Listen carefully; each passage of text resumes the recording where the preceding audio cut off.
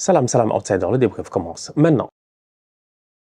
Le Barça l'emporte aujourd'hui 4-1 à domicile face à Girona. Franchement, entre vous et moi, j'ai envie de le dire, top performance de la part de cette équipe de Hansi Flick là. Les couleurs se sont gérées à domicile. C'était un derby, qu'on le veuille ou non. Girona, c'est quand même une équipe calibre Ligue des Champions. C'est vrai que ça a été compliqué leur campagne en Champions League. On était là, on était présent. Mais quand même, ça reste une équipe avec pas mal de joueurs assez talentueux et aussi des joueurs d'expérience. Ils arrivent aujourd'hui face au Barça. Malheureusement, ils n'ont pas eu certainement le niveau. Ils sont tombés face à une très belle équipe de Hansi Flick. Le problème, il est simple. Et encore une fois, on est obligé de commencer par cela parce que moi, je suis fatigué. Hier, j'en ai parlé. J'étais fatigué. Hier, j'étais obligé de venir, de parler de l'esprit, de la lettre, de penalty, de pas de penalty, de Leganés, de Bellingham, de Arda Güler, machin et tout cela. Aujourd'hui, on est là. 24 heures plus tard et la Liga, toujours, elle ne se gère pas. En fait, en Espagne, j'ai l'impression qu'ils aiment les problèmes. Tú quieres les problemas. Non, franchement, tú quieres les problemas. Il amolle les problèmes. Je comprends pas. Mais franchement, je comprends pas. Aujourd'hui, on regarde le match. 7e minute en plus. Rapidement, ça allait très vite. Hein, sincèrement, 7 minutes de jeu, il y a déjà un problème. Alors moi, je comprends pas. Celui-là, franchement, je peux pas l'expliquer. L'esprit, la lettre, tout ça, j'ai envie de dire, en fait, dans mon esprit, je suis tout simplement, en fait, je suis stupéfait. Je sais pas quoi vous dire. Je sais pas ce qui s'est passé réellement. Alors, je vais vous expliquer, moi, comment moi, je vois les choses. Maintenant, vous êtes libre, vous, dans votre interprétation, de ne pas voir les choses comme moi. Vous avez ce droit-là et franchement, je le respecte. Donc, s'il vous plaît, je vous demande aussi de respecter un tout petit peu comment moi, je vois les choses. Pour moi, Fermín López, il y a faute.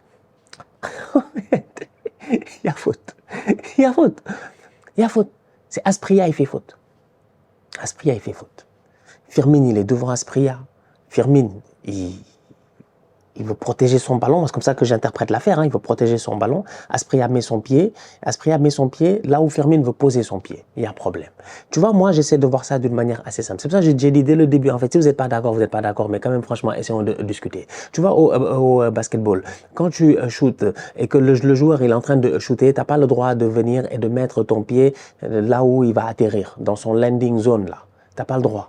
Si tu mets ton pied dans son landing zone, automatiquement, tu lui poses problème. Pourquoi? Parce que s'il retombe sur toi, il peut se fouler la cheville, il peut se faire mal et tout. C'est des règles. C'est au basketball. J'essaie de faire un tout petit peu, j'ai envie de dire, un comparatif. Comparaison n'est pas raison. Mais je me dis, en fait, j'ai l'impression que Fermín a l'avantage, en fait, sur cette occasion-là. Donc, que Fermín peut prendre le ballon, rentrer dans la surface, essayer de rentrer dans la surface, essayer de protéger son ballon. Asprilla met le pied dans une zone où Fermín doit mettre son pied. C'est là où son pied va land, en fait. Il y a penalty. Pour moi. Il y a faute. Non, il y a penalty, c'est la question qu'on se pose. C'est là où vient en fait l'autre partie. Parce que ça, c'est un débat, ça. Tu peux dire il y a faute, il n'y a pas faute. C'est entre nous, hein. Chacun a le droit de débattre et de dire ce qu'il veut. Le problème, c'est l'arbitrage. C'est que l'arbitre vient, il siffle faute. Il siffle faute. S'il siffle faute contre Fermín, il n'y a pas besoin d'aller à la VAR. Il ne faut pas nous prendre pour des tocards. Et donc, il siffle faute pour le Barça. La question d'aller à la VAR, c'est pour déterminer s'il est dans la surface ou hors de la surface. En fait, pourquoi on l'a appelé à la VAR? C'est pour nous dire si Fermín est dans la surface ou hors de la surface. Là vient un autre débat. On voit que Fermín, son pied, il est un tout petit peu, j'ai envie de dire, proche de la surface de réparation. Je sais pas, il est sur la ligne. Il y a le contact, il n'y a pas le contact. Là, ça aurait été un autre débat sur lequel on aurait pu redébattre. Mais le problème, c'est pas ça. C'est que l'arbitre va à la VAR, il revient, il nous regarde. Il nous dit qu'il y a faute de Fermín López. Il est à la VAR sur quelle prérogative? Quelles sont les prérogatives, monsieur l'arbitre, qui vous ont amené à la VAR? On vous amène à la VAR pour nous dire si c'est en dehors, à l'intérieur. Toi, tu vas là-bas pour nous dire, en fait, en réalité, je me suis trompé dès le début. Mais la VAR n'a pas à intervenir sur une faute comme ça. Je suis perdu. C'est pour ça que j'ai dit je suis perdu. Je suis perdu. Franchement, aujourd'hui, il s'est passé un truc. Il y a discussion, il y a jurisprudence, il y a quelque chose à apprendre de cela. Parce que ce qui s'est passé aujourd'hui au niveau de Montjuic, là, c'était bizarre. C'était bizarre. C'est bizarre, des fois. J'ai pas compris. Franchement, j'ai pas compris, en fait. Je veux juste comprendre. Je veux comprendre. Pour que nous tous, on puisse comprendre. Pour que ça arrive en première ligue. On puisse être avertis. Ça arrive dans d'autres championnats. Les gars puissent être avertis. On veut comprendre. Qu'il y a faute, il n'y a pas faute. Il a sifflé faute. fait, le premier sifflet qu'il fait, c'est il siffle faute. Maintenant, son doute, c'est est-ce que c'est à l'intérieur ou à l'extérieur. On l'appelle pour vérifier, il vient nous dire il n'y a pas faute, il y a un problème. Frérot, quand même, franchement, frérot, en tout cas, jusqu'à ce qu'on change les règles de la VAR et qu'on nous dise qu'un arbitre a le droit de changer sa décision s'il va à la VAR ou quoi que ce soit. Bref, je sais pas. En tout cas, bref, ça n'a pas changé grand-chose sur le score. 4-1, victoire du Barça. Hansi Flick est obligé de faire tourner, hein. Temps-ci, c'est normal. T'as vu le calendrier de malade mental. Bon, tu peux pas faire jouer Rafinha, il vient de revenir d'une trêve internationale qui a été émotionnellement dure aussi, au-delà du physique, parce que ouais, le physique, le voyage, machin, tout, quand tu vas jouer avec le Brésil, tu reviens, c'est fatigant, mais il y a aussi l'émotion. Rafinha, il s'est fait gifler là-bas en Argentine. Il faisait les malins, il faisait trop les malins, il pensait qu'ils allaient taper les Argentins les ont tapés. Et donc du coup, Rafinha, non seulement il a dû vivre ce match-là dans la défaite avec son équipe, leur coach a été viré, le coach du Brésil, mais au-delà de ça, il y a aussi un peu, je pense, la honte mentale, quoi. C'est-à-dire que tu vois, t'as trash talk et t'as pas pu aller au niveau de ton trash talking, tu vois. Quand tu fais le malin, faut assumer. Donc Rafinha, je pense qu'émotionnellement, c'est un peu, voilà, repose-toi, quoi, tranquille, dit Hansi Flick, et je pense qu'il le fait bien ces derniers temps. Du coup, ça donne du temps de jeu à un boy comme Fermín López, qui fait un bon match, globalement parlant, j'ai envie de dire. J'ai eu un problème avec ce Barça-là en première mi-temps. Pourquoi? Parce qu'il n'y a pas Baldé. Quand il n'y a pas Baldé, il y a des problèmes.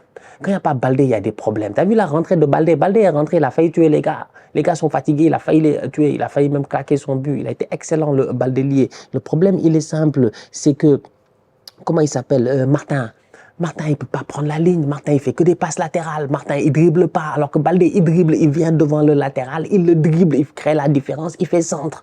Aujourd'hui, le Barça en première mi-temps, vu que Gavi, tu le mets sur le côté gauche, mais il joue un peu à l'intérieur, ça te crée un genre de box midfield, là, un carré. Gavi, Firmin, Gavi, Firmin, Pedri, et puis l'autre, comment il s'appelle, Eric Garcia. T'as un carré là. Le carré là est trop dense. Le carré là est trop dense. C'est un carré, moi, qui m'arrange pas. C'est un carré qui n'a pas assez de, j'ai envie de dire, de subtilité dans son jeu. Ils sont trop prévisibles. Donc, du coup, je vois pas le meilleur, j'ai envie de dire, de Gavi dans ce système-là. Je vois pas le meilleur de Firmin. Je vois une première mi-temps où c'est densifié, où c'est un peu compliqué. Et le ballon arrive dans les pieds de Yamal. Là, tu réussis à avoir la différence. Là, Yamal, il fait la différence. Plusieurs fois aujourd'hui, il a encore dribblé des pères de famille. Il est impoli. Il dribble des pères de famille. Comme du n'importe quoi. Top performance de sa part aujourd'hui, Lamine Yamal. C'est dommage, encore une fois, pas de stats. Mais si tu regardes le match de Yamal, tu dis, si les tocards là, ils savent marquer, Yamal a 2-3 passes D. Il donne que des bons ballons. Mais top performance de sa part, manque de chance, il tape l'équerre, le ballon sort. Franchement, il aurait dû claquer son but en plus aujourd'hui. Top performance de la part de Lamine Yamal, sincèrement. Donc du coup, quand un Barça en première mi-temps, box midfield, densification, il n'y a pas assez d'ouverture. C'est compliqué. Martin, il est là-bas, il donne le ballon, il redonne. Personne pour déstabiliser. Heureusement, Yamal les déstabilise un tout petit peu et ça leur a permis quand même de se gérer. J'ai envie de saluer Robert Lewandowski, but de numéro 9. Franchement, top performance. Oh, putain. Expected goals négatif. C'est-à-dire que le pourcentage de chances que son but là, il rentre, le premier, est négatif. C'est moi qui le dis, c'est négatif. Il n'y a aucune chance, je ne sais même pas ce qui se passe. C'est le boy Firmin, il ne fait pas exprès. Il fait une remise. Puis Lewandowski, le ballon arrive. Il n'est pas dans le sens du décant. Il y a le gardien qui sort, il y a le défenseur, machin. Il met son pied, il touche le ballon, ça va dans les jambes, entre les jambes de Gazzaniga. Incroyable. Bon match de Gazzaniga en passant, gardien de Girona qui a fait un top arrêt sur une tête de Araujo à un moment donné en première mi-temps. Mais bref, Lewandowski a été sensationnel aujourd'hui. Il claque un doublé. Il aurait même pu mettre, je pense, un triplé. Ça lui permet de reprendre un tout petit peu de l'avantage sur Kylian Mbappé, qui lui aussi avait marqué hier. Le double pivot au milieu de terrain. Pedri, comme d'hab, sensationnel, hein, franchement. Top performance de sa part, trop fort. À côté, Eric Garcia, bon match. Défensivement, je les ai trouvés intéressants. Eric Garcia, Araujo et puis Inigo Martinez, tu vois. Parce que quand tu connais le système du Barça et que tu sais que Jules Koundé va offrir ce support-là à Lamine Yamal, plusieurs fois il l'a fait aujourd'hui, de belles combinaisons, des talonnades, tout ça, ça fonctionne bien, Koundé, Yamal. Grand frère, petit frère, ça joue bien sur le côté. De l'autre côté, tu as un Martin qui, lui, malheureusement, n'a pas le volume de jeu de Baldé et tout. Il monte quand même, hein, le Martin. Donc derrière, il faut que les gars, ils se gèrent. C'est là où tu as, j'ai envie de dire un peu, cette ligne défensive défensive là, Eric Garcia, Inigo Martinez et Araujo, l'intensité d'Araujo, l'intelligence d'Inigo Martinez dans son positionnement et tout, Eric Garcia qui est là pour ratisser. Franchement, défensivement parlant, ça a bien fonctionné au niveau du Barça. Comme d'habitude, ils se font prendre, c'est des choses qui arrivent avec leur ligne qui est assez haute, mais sinon défensivement, ça s'est bien joué. Maintenant, offensivement, c'est quand Frenkie y rentre que ça change le game, franchement. Top performance de sa part, excellent. Et ça joue bien. En deuxième mi-temps, ça joue mieux. C'est dès que tu as ces petits changements-là, Frenkie y rentre, machin, ça joue mieux. Là, c'est beaucoup plus fluide. Là, c'est beaucoup plus intéressant. Là, j'apprécie. Manière à laquelle il récupère le ballon d'Araujo, il se retourne, il accélère, il donne le ballon à Robert Lewandowski pour le but. Ça, c'est du classique, du très grand Frenkie de Jong. Vision de jeu, projection, tout ce que vous voulez, il sait faire. Il a été fort aujourd'hui. Donc voilà, franchement, bon match de la part des Coolers. Victoire 4-1. L'arbitrage, c'est des questionnements juste que moi je me pose et je pense que tout le monde se pose. On a envie de savoir pour avancer. Sinon, globalement parlant, bon, Martin, il a fait sa passe décisive quand même. Hein. Bon, à Ferran Torres. C'est pour ça que je vais finir avec la minute Ferran Torres. C'est incroyable. Il continue de marquer, il n'arrête pas de marquer. C'est vraiment un super sub. C'est un but toutes les 90 minutes, je pense, ou même en bas des 90 minutes. C'est un but à chaque fois qu'il est sur le terrain, en fait. Tu vois, sur chaque match qu'il peut jouer, tu vas voir qu'il va marquer. Il est tout simplement excellent en ce moment. Il est rempli de confiance. Et dans la rotation de Hansi Flick, tu vois que c'est pertinent. Ils vont jouer l'Atlético de Madrid dans quelques jours. Avoir un Rafinha au top reposé, ça va leur faire du bien. Avoir un Ferran en confiance, ça fait du bien. Un Robert en confiance, ça fait du bien. Tu fais tourner, tu fais sortir Gavi, tout ça, Pedri.